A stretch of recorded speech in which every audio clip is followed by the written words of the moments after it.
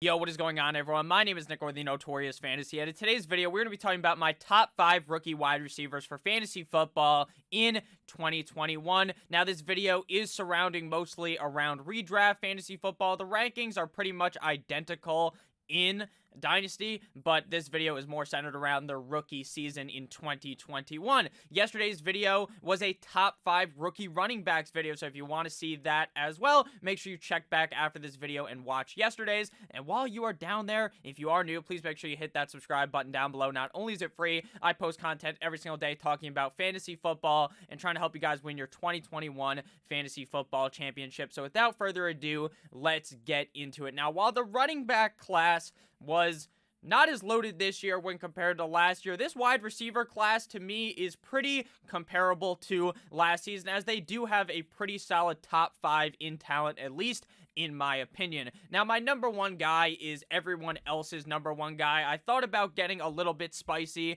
and trying to be a little bit different and go with someone else at number one, but I could not talk myself into ranking anyone higher than wide receiver Jamar Chase of the Cincinnati Bengals out of LSU. Now, Jamar Chase did not end up playing at all in last season, as he decided to opt out during the pandemic after putting up a great 2019 season with Joe Burrow, winning that national championship. He really didn't need to play at all. He was still going to end up being a top 10 draft pick, obviously going at number 5 to the Cincinnati Bengals. 6 feet tall, 201 pounds, 21 years old. All of these metrics that I'm going to be providing right now are from playerprofiler.com, so if you want to check them out, that's where I get a lot of this information. I'm not trying to plagiarize MLA format citation here. Playerprofiler.com. A 4.34 pro day 40, 95th percentile, 86th percentile speed score, 97th percentile burst score, 82nd percentile agility score, and a 94th percentile catch radius.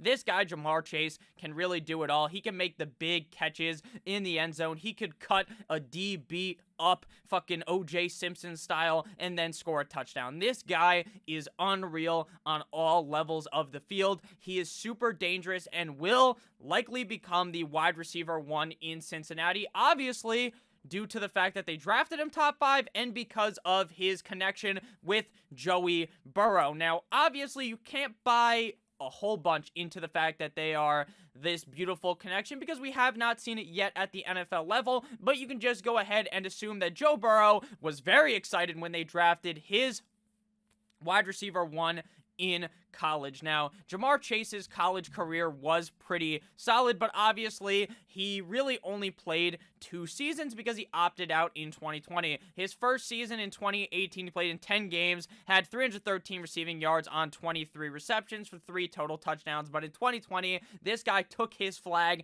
and planted it directly in the middle of the field, Baker Mayfield style, and asserted dominance over all these other collegiate wide receivers. 14 games, 84 receptions, 111 targets, 1,700 receiving yards, 20 total touchdowns. This guy was unreal. He's scoring all these touchdowns that aren't super close in the red zone. He's going from 20 yards out, catching a dime, running directly into the end zone because this guy is very good, and Cincinnati is a very good spot for him. But you can argue that the landing spot isn't the best out of all these wide receivers because he's not necessarily cemented instantly as the wide receiver 1, and there's a lot of competition around him.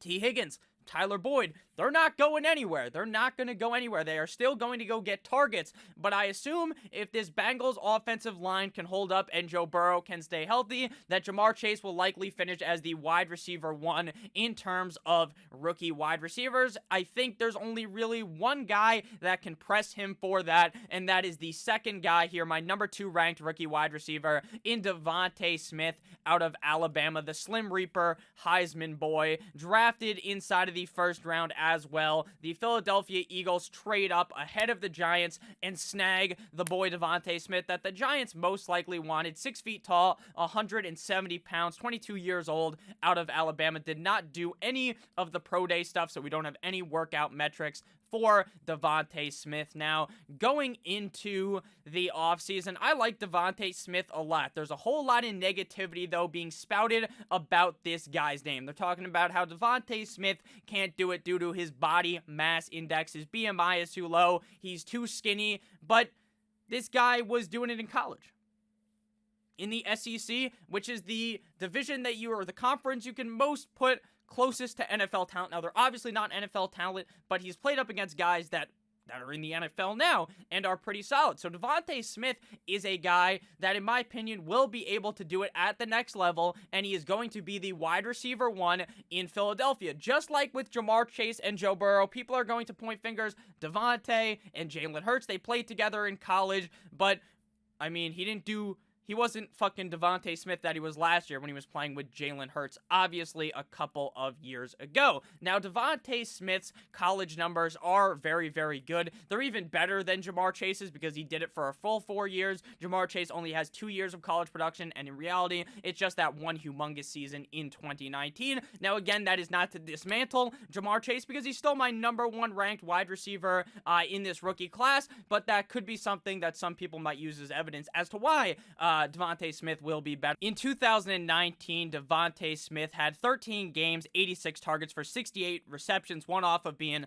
very nice, 1,256 receiving yards, and 14 total touchdowns. And then in his senior season in 2020 with Mystic Mac Jones, 12 games played, 117 receptions, 147 targets, 1,800 receiving yards, and 23 touchdowns, granting him the Heisman. Now, just because a guy wins the fucking Heisman doesn't mean that you have to get down on your knees and just suck the guy off and make him your wide receiver 1. That's why he's not the wide receiver 1, but that does definitely tell you that the guy was pretty good at the college level. I'm not too worried about his size, and I think he fits in there in Philadelphia like a glove. Another shout out to O.J. Simpson. I think that this is a very good scenario because he's the clear wide receiver 1. Jalen Reagor, the experiment and the kind of thoughts about him are not out. You know, the jury, whatever the fuck the analogy is for that, is not out on Jalen Reagor. I think he could still be very good at the NFL level. J.J. Arcega-Whiteside, he's not very good. So he's clearly the wide receiver 1 there. And if Jalen Hurts is as good as I believe he could be, Devonta Smith is certainly worth the late round upside pick on him. At number 3, we have a bit of a surprise now. I kind of thought about 3 and 4 as so close that if you said that the guy I have ranked 4th is better than the guy I had ranked 3rd, I wouldn't call you crazy at all. And if you had it the other way, like how I have it, I wouldn't tell you crazy either. But I think one of these guys actually has a better landing spot when it comes to potentially being the true wide receiver 1 in their offense compared to the other guy because they have a much more crowded wide receiver and tight end room. So my number 3 guy is the man out of Minnesota, Rashad Bateman, wide receiver out of Minnesota. Baltimore Ravens drafted him inside of the 1st round. Now, Bateman was a guy that I really liked a decent amount going into the 2021 NFL draft, and he found what would be a perfect landing spot if Lamar Jackson is able to throw him the fucking ball, which is something that a lot of people will worry about because we haven't seen Lamar really be the greatest at passing the ball. Obviously, still one of the better quarterbacks in the NFL. Personally, I think you can't really knock Lamar too much about his passing because he's throwing the ball, the fucking guy is wide open, it hits him in the hand, and it falls over. You want to know why? Because the wide receiver core in Baltimore fucking sucked before Rashad Bateman stepped foot there. Look, Mark Andrews is good. Hollywood Brown is a good burner wide receiver, but Rashad Bateman fits really good here as a guy that is going to be seeing a whole lot of targets. 190 pounds, 6 feet tall, out of Minnesota, 21 years old. Again, provided by Player Profiler, a 4.43 pro day 40-yard dash, 47th percentile speed score, 58th percentile burst score, 42nd percentile agility score, and a 56th percentile catch radius. This guy is going to be the wide receiver 1 in Baltimore. Hollywood Brown cannot hold this guy's jockstrap in terms of targets, and he should clearly be able to elevate himself past the other guys that are deeper down in the roster behind Hollywood Brown. Mark Andrews, I think this actually helps Mark Andrews out a bunch, him landing in Baltimore, so this was a very good landing spot in my opinion. In 2018, his freshman year, this guy was playing pretty solid. 41 receptions, 704 receiving yards, and 6 total touchdowns. His sophomore year in 2019 was his last full year, playing 13 games, 60 receptions on 93 targets, 1,200 receiving yards, and 11 total touchdowns. Now, he did end up playing in 2020, but based upon what I read, I believe he played a couple games, was dealing with some injuries, and just said, fuck it, I'm going to the NFL draft. I don't want to risk tearing my ACL or something. I'm just going to go to the NFL, and hopefully I'm a first or second round pick, and he was a first round pick, playing in 5 games in 2020, 36 receptions on 56 targets, 472 receiving yards, and 2 total touchdowns. Now, Rashad Bateman is just in a great scenario. That's why I like him more than the number 4 guy, because of the situation. I don't think he's a better player than the guy at number 4, but situation in fantasy is king in a lot of scenarios, especially if the guy is drafted as a first-round guy who I believe will get receptions. And the fact that I do believe that Lamar Jackson will be better in 2020 just bodes very well, or 2021 just bodes very well, in my opinion, for my argument. If you guys have ended up enjoying, before we get into the number 4 ranked wide receiver, please make sure that you hit that subscribe button down below. So at number 4, we got Jaylen Eat a W Waddle, wide receiver out of Alabama, 5'9", 180 pounds, the 6th overall pick to my Miami Dolphins, 22.4 years old. Did not also go to his pro day, so we have no workout metrics for Jaylen Waddle. Now, what is the reason why Waddle is behind Bateman? It's because of the scenario. Now, I love Tua. I think the Dolphins are going to be very good in 2021. But I do not believe that Jaylen Waddle is instantly inserted directly into the wide receiver 1 role. He just won't be. They have Will Fuller, Devontae Parker, Preston Williams, Jaylen Waddle, and Mike Gesicki.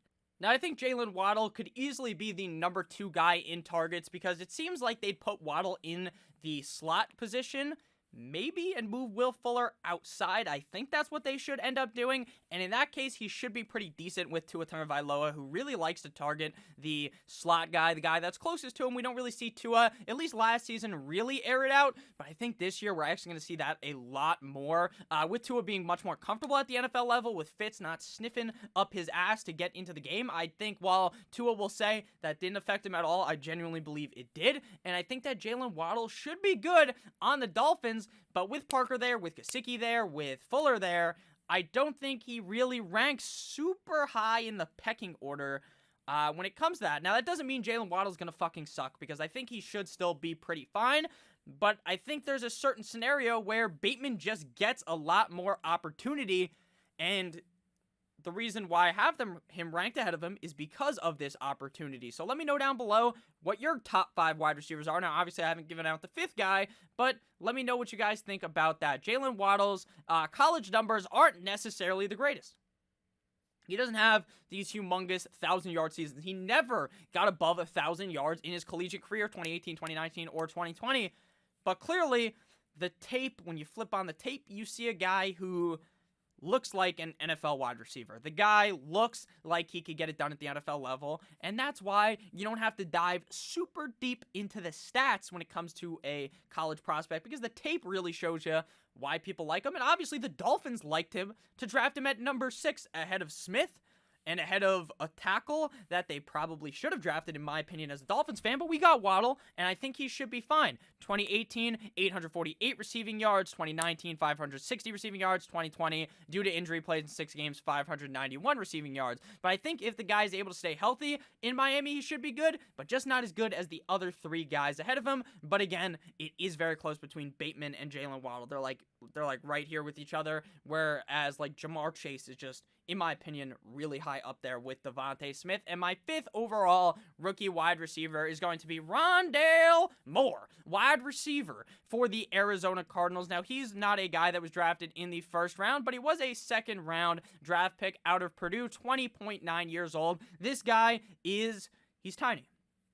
He's tiny, 5'7", 181 pounds, but I think he actually weighs more than Devonta Smith, which is pretty fucking funny. 4.32 40-yard dash, which is pretty fast. 96th percentile, 39th percentile speed score, 96th percentile burst score, 94th percentile agility score, and a 72nd percentile catch radius. Now, this guy had an excellent freshman season and then didn't play too much after that. Played in his 18-year-old season at Purdue in 2018. 13 games, 114 receptions on 148 targets. 1,200 receiving yards and 12 total touchdowns in 2019. Only plays in 4 games, 29 receptions, 387 receiving yards, and 2 total touchdowns. And in his final season in 2020 at Purdue, 35 receptions, 270 receiving yards, and 0 total touchdowns. But when you watch his tape, the proof is in the pudding. This guy is very shifty and could be a guy that is used very smartly by Cliff Kingsbury.